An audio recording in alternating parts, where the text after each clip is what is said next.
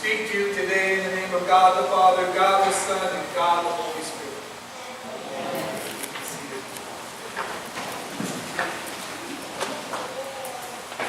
Before I get started, I just want to say, good golly, it's good to be home.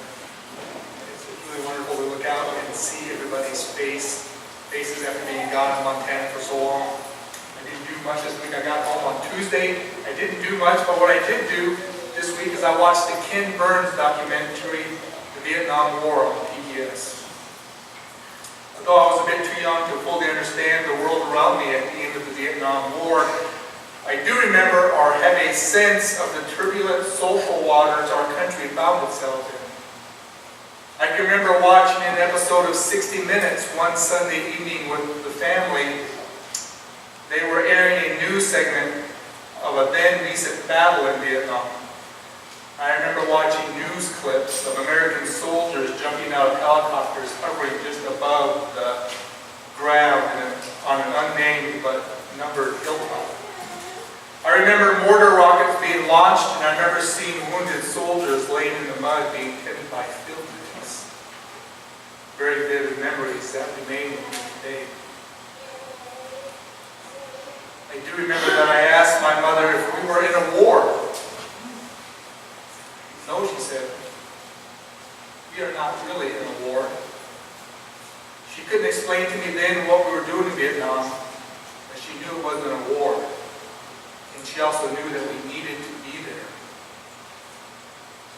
My mother, like so many of that generation, continued to buy into the company line, to listen to our authorities simply because, well, they were our authorities.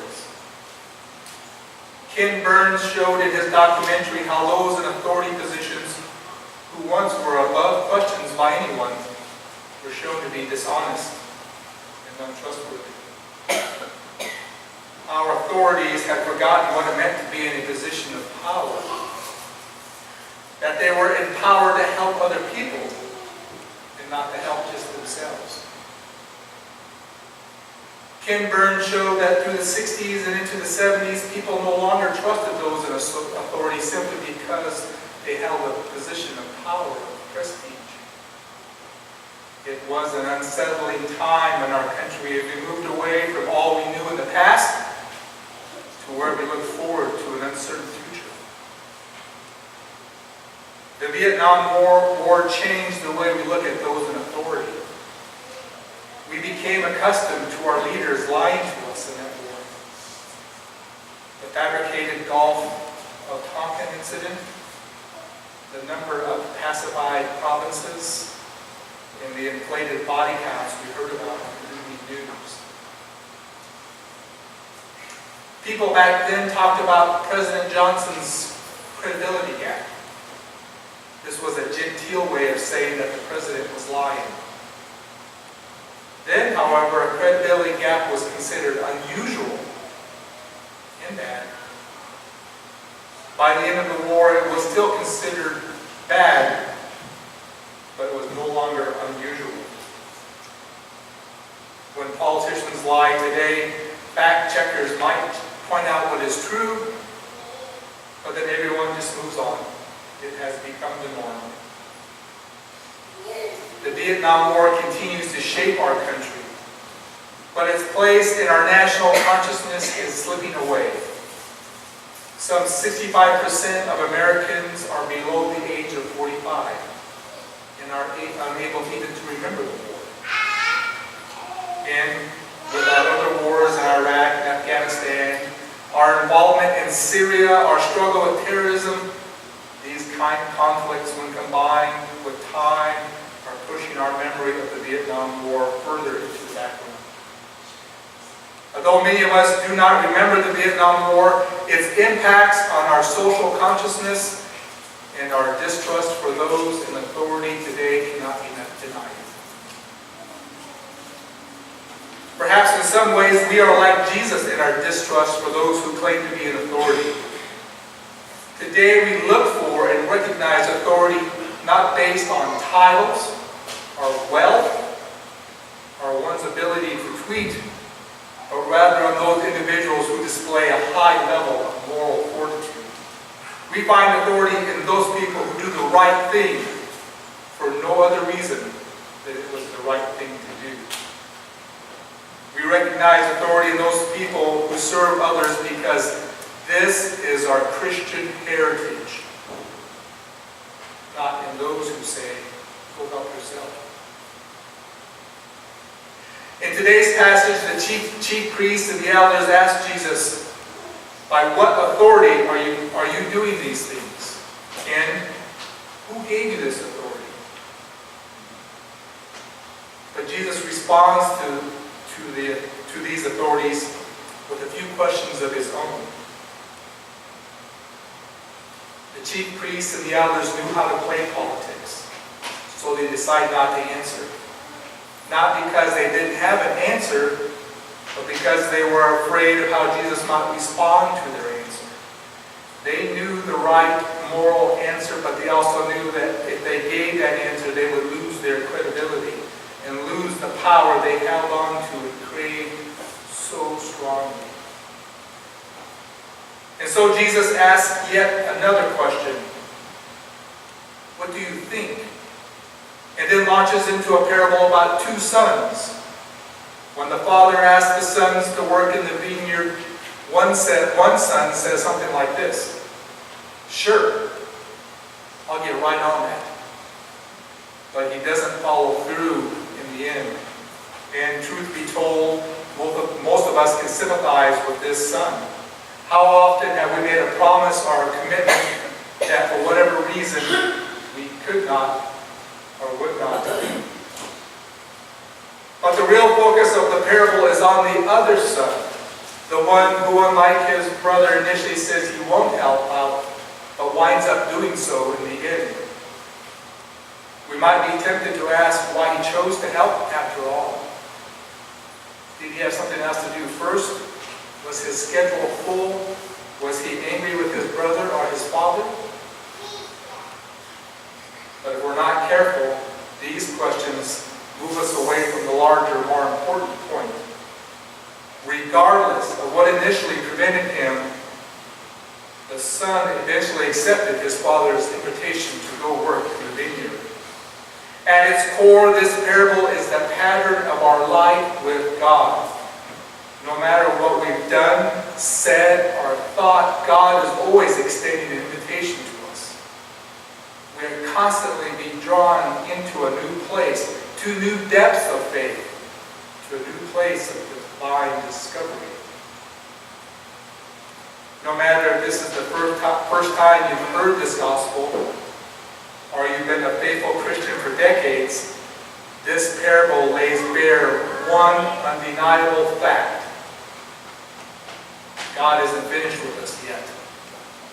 Being baptized is not an honorific title granting us any type of authority where we can rest on our laurels. Being baptized is simply where our work starts. Jesus is calling those who are willing to humbly serve the greater good. Any authority we may have simply comes from following the example of Jesus Christ and reaching out to those in need, to those whose life has been dealt a bad hand. Here's the thing. Life with God is always forward-looking, always calling us out of the confinement of our past and present and into something new. In order to live in God's invitation, we must be willing to leave the past behind, no matter how comfortable or familiar or profitable, and turn towards the future, complete with all its uncertainties and questions and anxieties. And make no mistake, that's a very hard thing to do. Consider, for example, the chief priests and the elders of Jesus' day. They had quite a bit invested in the status quo, leaving the past behind meant forfeiting their claims to power and position, which had become their entire identity. Stepping into a life with God meant leaving all that behind in favor of a future they could not predict and they could not control. How willing are any of us to forfeit our positions, our authority, The truth is that for most of us, the past is pretty enticing, especially if we enjoy privileges we haven't fully earned. But remember the tax collectors and the prostitutes, whose path was marked by derision and servitude, of being treated as things rather than as persons. For them, God's future brought new life. This is the essential question that every single one of us must faithfully discern. How is God calling us out of our past, our present circumstances, into something new? The truth is, sometimes the answer to that question is unsettling. After all, for as hopeful and encouraging as the future might seem, it is always uncertain. At least we know our past, even if it is limited and dysfunctional. As people of faith, we are called to hold that tension between the certainty and comfort of our past and the uncertainty and discomfort of God's future. We are called to ask ourselves how our past has been allowed to determine our future, how it has restricted our ability to live faithfully, and to consider where it is that we find life and joy and peace versus where we find resentment, fear, death. We are also called to ask these questions in our communities of faith. How have our churches become entrenched in the structures and strictures of the past? How does doing the same old thing because we've always done it that way cut us off from the new and life-giving possibilities? What parts of our common life together need holding on to? And what needs letting go? One final word of caution. When we ask ourselves these hard questions from a place of fear and anxiety, wringing our hands over our future or our church's future, these questions bear little potential for transformative power. But if we ask them from a place of discernment and faithfulness, we can be sure that as we do this hard and holy work, God will be with us on that journey. And in the end, we will find life more abundantly. And all God's children say,